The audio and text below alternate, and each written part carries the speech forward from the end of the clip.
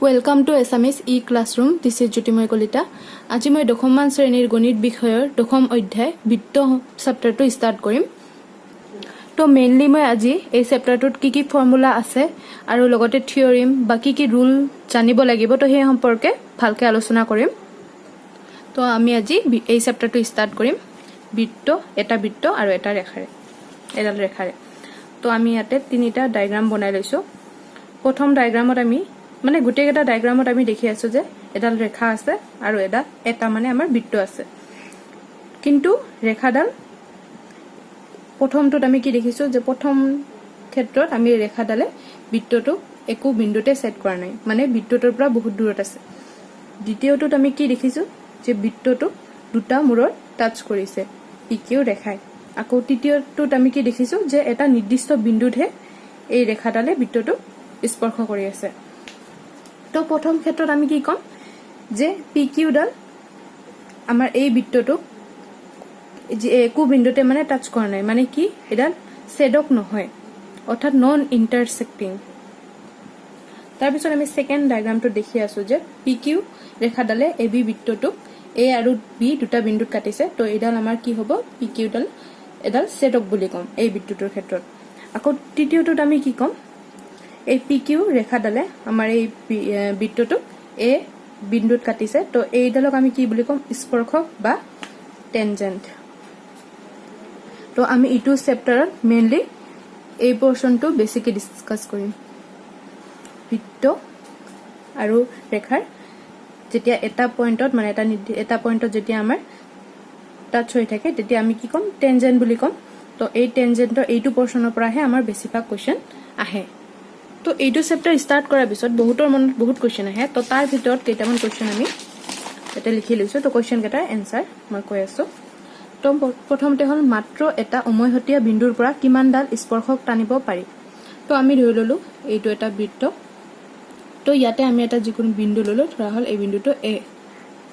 তো আমি এই বিন্দুটোৰ পৰা অনলি এডাল স্পৰ্শকহে টানিব পাৰো, কাৰণ স্পৰ্শকে বিন্দুটোৰ এটা বিন্দুতহে মানে সেট কৰে। তো আমি কি ক'ব পাৰো এইটো এনসাৰ কিমান হ'ব 1। তো এডাল ছেডকৰ সমান্তৰালকৈ কিমানডাল স্পৰ্শক টানিব পাৰি। তো আমি যদি ইয়াতে এটা বৃত্ত বনাই লওঁ, তো বৃত্তটোৰ এডাল ছেডক মানে কি হয় বৃত্তটোৰ দুই মূৰ সংস্পৰ্শ কৰে, কিন্তু কেন্দ্ৰৰ মাজেদি নাযায়, এইটো কথা মনত ৰাখিবা। তো আমি এই পিকিউডালে আমাৰ ধৰি ললো যে এই বৃত্তটোক এ আৰু বি দুটা বিন্দুত কাটিছে। তো এইটো আমাৰ ছেডক হৈ গ'ল পিকিউডাল। তো এডাল ছেডকৰ সমান্তৰালকৈ কিমানডাল স্পৰ্শক টানিব পাৰি। তো এই পিকিউৰ সমান্তৰালকৈ আমি ইয়াতে এডাল স্পৰ্শক টানিব পাৰো, এটা পইণ্টত কাটিব এইটো। তো আমি ধৰি ললো এম এন। আকৌ আমি এই ওপৰৰ ফালে এটা এইফালে টানিব পাৰো। তো এইডাল আমি ধৰি ললো এ বি। এম যিকোনো ধৰিলে হ'ল এক্স ৱাই। তো মানে এইটো বিন্দুত কাটিছে। তো আমি কি ক'ব পাৰো এডাল ছেডকৰ সমান্তৰালকৈ দুডাল স্পৰ্শক টানিব পাৰি। তো নেক্সট আমি এটা ইম্পৰ্টেণ্ট টপিক চাম, সেইটো হ'ল এইটো নোট কৰি ল'বা তোমালোকে। বৃত্তৰ ব্যাসাৰ্ধই স্পৰ্শকৰ লগত 90 ডিগ্ৰী কোণ কৰে। স্পৰ্শক এডালৰ লগত 90 ডিগ্ৰী কোণ কৰে। তো আমি প্ৰথমতে চাই লওঁ হা, বৃত্ত এটা বনাই ললো। তো আমি এই বৃত্তটোৰ ক্ষেত্ৰত ধৰিলো যে পি কিউ এডাল স্পৰ্শক। তো তাৰপিছত কৈছে বৃত্তৰ ব্যাসাৰ্ধই স্পৰ্শকৰ লগত 90 ডিগ্ৰী কোণ কৰে, অৰ্থাৎ টেনজেন্টৰ লগত 90 ডিগ্ৰী। তো আমি এডাল ব্যাসাৰ্ধ বনাই ললো। তো এই পি কিউ এডাল স্পৰ্শক হয়। তো আমি ধৰি ললো অ বিন্দুৰ পৰা আমি এই পইণ্টলৈ এম পইণ্টত টাচ কৰিছে এই কেন্দ্ৰযুক্ত বৃত্তটো আৰু এই স্পৰ্শকডালৰ আমাৰ স্পৰ্শ বিন্দু কি হয় এম। তো এমটোক আমি উমৈহতীয়া বিন্দু বুলি কম এই বৃত্তটো আৰু এই স্পৰ্শকডালৰ ক্ষেত্ৰত। তো এতিয়া বৃত্তটোৰ ব্যাসাৰ্ধৰ পৰা মানে বৃত্তটোৰ কেন্দ্ৰৰ পৰা এই স্পৰ্শ বিন্দুলৈ যোনডাল ব্যাসাৰ্ধ আমি টানিছো এইডাল আমাৰ কি হ'ব 90 ডিগ্ৰী কোণ কৰে। মানে কি হ'ব আমি ইনডাইৰেক্টলি কি ক'ব পাৰো অ এম লম্ব পি কিউ। তো এইটো মনত ৰাখিবা, বহুত পিছত কোৱেশ্চন কৰোঁতে এইটো এপ্লাই হ'ব।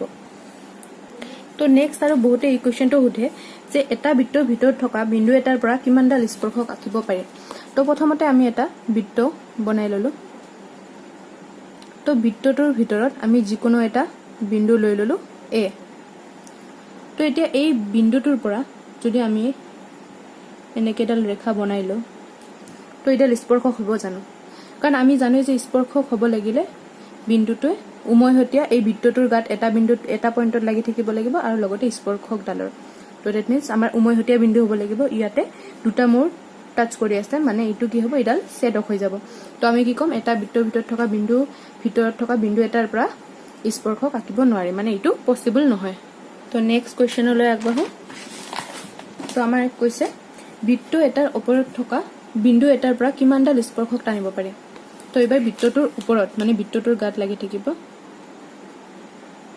বৃত্তটোৰ ওপৰত তো আমি ধৰি ললো জাস্ট ৰাফলি আঁকিছো আৰু বৃত্ত তো ইয়াতে আমাৰ এটা পইণ্ট ধৰিলো আমি ইটো এ পইণ্ট তো এই পইণ্টৰ পৰা আমি জানো যে অনলি এডালে স্পৰ্শক টানিব পাৰি তো আমি কি কম এটা বৃত্তৰ ওপৰত থকা বিন্দু এটাৰ পৰা অনলি এডাল স্পৰ্শকহে টানিব পাৰি তো নেক্সট কোৱেশ্চনটো আমাক দিছে বৃত্ত এটাৰ বাহিৰত থকা বিন্দু এটাৰ পৰা কিমানডাল স্পৰ্শক টানিব পাৰি তো ডায়াগ্ৰাম বনালে বস্তুটো বুজিব ইজি হয় তো এনেকুৱা টাইপৰ কিবা কোৱেশ্চন আহিলে তোমালোকে প্ৰথমতে ডায়াগ্ৰামটো বনাই লবা তো আমি এই বৃত্তটোৰ বাহিৰত এটা আমি বিন্দু ললো ধৰা হল বিন্দুটো কি তো এই বিন্দুটোৰ পৰা আমাৰ বৃত্তটোলৈকে কেইডাল স্পৰ্শক টানিব পাৰিম তো আমি এইডাল এডাল টানিব পাৰো তো আমি ধৰিলো এই পইণ্টত এ স্পৰ্শ বিন্দু বুলি ধৰিলো এইডালৰ ক্ষেত্ৰত স্পৰ্শকডালৰ আৰু নেক্সট আমি এটো বি স্পৰ্শ বিন্দু মানে যোনটোত স্পৰ্শ কৰে বৃত্তটোৰ লগত আৰু স্পৰ্শকডালে এটোক আমি স্পৰ্শ বিন্দু বুলি কও স্পৰ্শ বিন্দু তো আমি টোটাল কেইডাল বৃত্ত এটাৰ বাহিৰত থকা বিন্দু এটাৰ পৰা টোটাল আমি দুডাল স্পৰ্শক টানিব পাৰো তো আমি গোটেইখিনি কভাৰ কৰাৰ পিছত কি গম পালো যে আমি শৰ্টলি ক'ব পাৰো যে এটা বৃত্তৰ যিকোনো বিন্দুত মাত্ৰ এডালহে স্পৰ্শক টানিব পাৰি তো হেতু মনত ৰাখিবা আৰু লগতে আমাৰ স্পৰ্শ বিন্দুৰ মাজেৰে যোৱা ব্যাসাৰ্ধক কেতিয়াবা বিন্দুটোত বৃত্তটোৰ অভিলম্ব বুলিও কোৱা হয় তো আমি যোনটো অলপ আগতে চালো তো হেতু আমাৰ থিওৰিম হয় 10.1 আমি যোনটো নেক্সট ভিডিঅ'ত প্ৰুফ কৰিম তো তোমালোকে ভিডিঅ'টো চাই যদি ভাল কৰি পাইছা তো লাইক কমেন্ট শেয়াৰ কৰিব নাপাহৰিবা থ্যাংক ইউ